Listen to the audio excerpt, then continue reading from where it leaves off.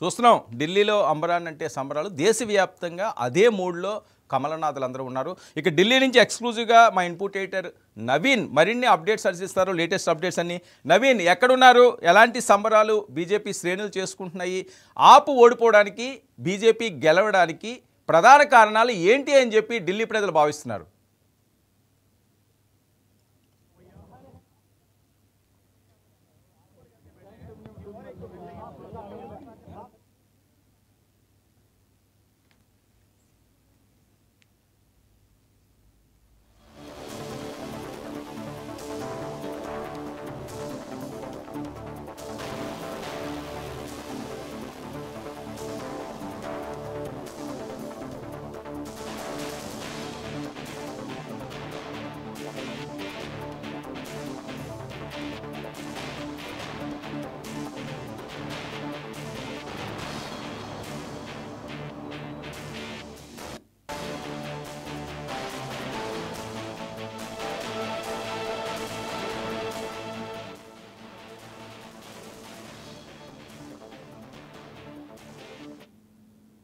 ఇదే అంశాన్ని ఎక్కువగా ప్రజలకు కూడా తీసుకొచ్చినటువంటి పరిస్థితి నెలకొంది. అంటే 70 స్థానాల్లో కూడా బీజేపీ పెద్ద ఎత్తున ప్రచారం కూడా చేపట్టారు. ముఖ్య నేతలందరూ కూడా వచ్చి ఢిల్లీకి వచ్చి కూడా వారు ప్రచారం కూడా చేసినటువంటి పరిస్థితి నెలకొన్నాయి. ముఖ్యంగా ఉచితాలకు సంబంధించినటువంటి అంశాలపైన కూడా వారు ఫోకస్ కూడా చేయడం జరిగింది. అంటే గతంలో ఉచిత విద్యుత్ సంబంధించినటువంటి విషయం అంటే 200 యూనిట్ వరకు ఫ్రీ కరెంట్ అనే విధంగా కూడా వారు తీసుకొచ్చినటువంటి నేపథ్యంలో కానీ అది కొన్ని రోజులు మాత్రమే అది ఇంప్లిమెంట్ అయిన దాని తర్వాత మళ్ళీ కరెంటు బిల్లులు కూడా యథావిధిగా వస్తున్నాయని చెప్పేసి చాలామంది నెగిటివ్ ఫీడ్బ్యాక్ కూడా ఇచ్చినటువంటి పరిస్థితి తెలుస్తుంది. ఇది కూడా కొంత మైనస్ అనే విధంగా కూడా కనిపిస్తుంది. దాంతోపాటు ఈ కాంగ్రెస్ అంటే ఇండియా కూటమిలో మొదటిగా ఉన్నారు, దాని తర్వాత విడిపోయినటువంటి సందర్భం నెలకొంది కాబట్టి ఈ కాంగ్రెస్ విడిపోయినటువంటి నేపథ్యంలో చాలా వరకు ఇదే ఎఫెక్ట్ అనేది మాత్రం ఖచ్చితంగా విశ్లేషకుడు చెప్పడం జరుగుతుంది. అంటే గతంలో హర్యానా సంబంధించినటువంటి ఎన్నికలు కూడా చూసాము. అక్కడ బీజేపీ అక్కడ ఉన్నటువంటి కొంతమంది కాంగ్రెస్ పార్టీకి సంబంధించిన నేతలు తోటి కూటమి వద్దని చెప్పేసి కూడా వారు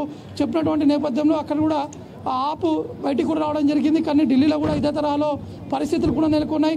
కొద్దిసేపటి క్రితమే జమ్మూ కాశ్మీర్ ముఖ్యమంత్రి కూడా ఒక ట్వీట్ కూడా చేయడం జరిగింది. అంటే విడివిడిగా ఉంటే ఇలానే అనుభవించాలనే విధంగా కూడా వారు ట్వీట్ కూడా చేశారు. ఈ అంశాలపైనే ముఖ్యంగా ఇవన్నీ కూడా విశ్లేషకులు కూడా దీన్ని పరిశీలిస్తున్నటువంటి పరిస్థితి నెలకొంది. అయితే ముఖ్యంగా ఇప్పుడున్నటువంటి పరిస్థితుల ప్రకారం ఇప్పుడున్నటువంటి ట్రెండ్స్ ప్రకారం బీజేపీ 42 స్థానాల్లో ఆధిక్యంలో ఉంది. ఆమ్ ఆద్మీ పార్టీ 28 స్థానాల్లో కూడా ఆధిక్యంలో కూడా ఉన్నటువంటి పరిస్థితి నెలకొన్న. దాంతోపాటు ప్రస్తుతం మనం బీజేపీ కార్యాలయం దగ్గర ఉన్నాం. బీజేపీ పార్టీకి సంబంధించినటువంటి నేతలందరూ కూడా పెద్ద ఎత్తున ఇక్కడ చేరుకుంటున్నారు. సంబరాలన్నీ కూడా జరుపుకుంటున్నటువంటి ఆ సిచ్యువేషన్ నెలకొన్నాయి. ఇప్పుడిప్పుడే పార్టీకి సంబంధించినటువంటి ముఖ్య నేతలందరూ కూడా వారందరూ కూడా ఇక్కడికి చేరుకుంటున్నారు. దాంతోపాటు ముఖ్యంగా సంబంధించినటువంటి విషయాలు చూసుకుంటే అరవింద్ కేజ్రీవాల్ మొదటగా వెనుకంజలో ఉన్నారు. దాని తర్వాత మళ్ళీ ముందంజు కూడా వచ్చినటువంటి సందర్భం నెలకొంది. అతిషి వెనుకంజలో ఉన్నారు. మొదటి నుంచి కూడా వారు వెనుకంజలో ఉన్నటువంటి సందర్భం నెలకొంది. దాంతోపాటు మనీష్ సిసోడియా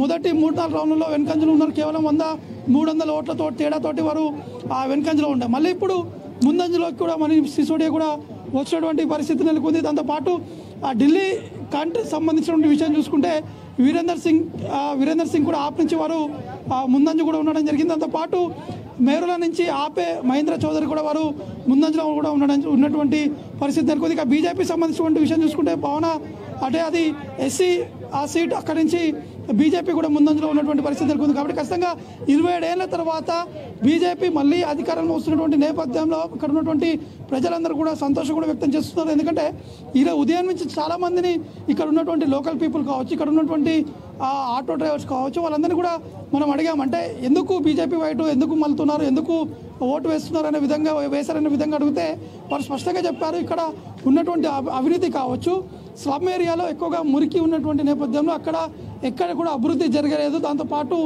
ఇచ్చినటువంటి హామీలు కూడా అవి ఫుల్ ఫ్లెడ్జ్గా నెరవేర్చలేదనే విధంగా వారందరూ కూడా చెప్పారు. దాంతోపాటు